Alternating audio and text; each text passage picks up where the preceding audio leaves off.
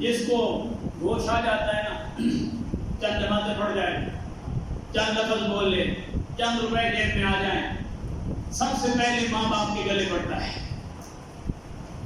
اس کا پہلا کام یہ ہوتا ہے ماں باپ سے ناانصافی، ماں باپ سے زیادتی، ماں باپ کی بے ادبی، ماں باپ کے خلاف۔ سیدنا فاروق اعظم رضی اللہ تعالیٰ عنہ کے بارگاہ میں کسی طرح کا کیس لایا گیا۔ ایک بندہ ہے اور وہ اپنی ماں کے ساتھ لڑتا ہے، جھگڑتا ہے، بات بے ادب ہے ماں باپ کا، بالخصوص ماں کے ساتھ اس کے تعلقات صحیح نہیں ہیں۔ یہ مقدمہ سیدنا فاروق اعظم کی بارگاہ میں لایا گیا۔ انوکھا فیصلہ سیدنا فاروق اعظم نے کیا۔ آپ نے ایک پانی کی مشک منگوائی، اس کے اندر پانی بھرا اور وہ پانی بھرنے کے بعد اس کے پیٹ کے ساتھ باندھ دی۔ میں اس کو پیٹ کے ساتھ یوں ہی باندھ کے تم گھومتے پھرتے رہو، سوئے تو باندھ کے، جاگے تو باندھ کے، چلے تو باندھ کے، بیٹھے تو باندھ کے، جو بھی کام کرنا ہے وہ مشک پیٹ کے ساتھ بندھی ہوئی ہے۔ دوسرے دن چیخیں نکل گئی۔ سیدنا فاروق اعظم رضی اللہ تعالیٰ عنہ سے معافی کا حاصل ہوا، حضور آئندہ غلطی نہیں ہوگی، آپ سزا معطل فرما دیں، معاف فرما دیں۔ سیدنا فاروق اعظم رضی اللہ تعالیٰ عنہ نے فرمایا پانی نہ کر، مشق کے اندر آدھا پانی کیا گیا، ایک دو دن اور اسی طرح اس کو چھوڑ دیا گیا۔ پھر اس نے کہا حضور یہ بھی انتہائی تکلیف دے ہے، آپ تخفیف فرمائیں۔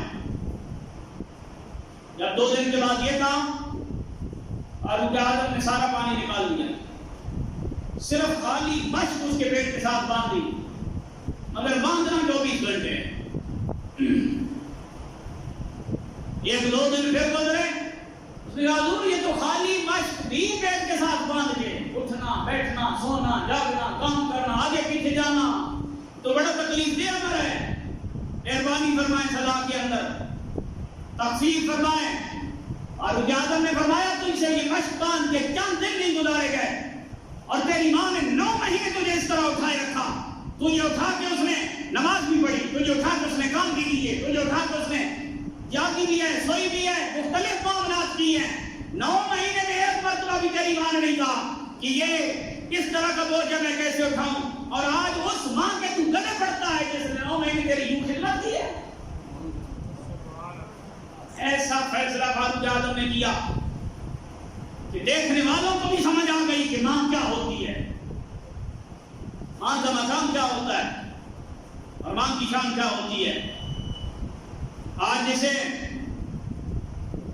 چاند میاں ہیں، صرف ماں باپ کی برباد کرتا ہے، اور بہت سارے گھرانے اس وجہ سے پریشانی کا شکار ہیں کہ نوجوان نسلیں تباہ ہو رہی ہیں اور انہیں اپنے ماں باپ کا ادب احترام تعظیم محبت سے کوئی سروکار نہیں ہے، انہیں کوئی پتہ نہیں ماں باپ کہاں سے کمائیں کس طرح کمائیں۔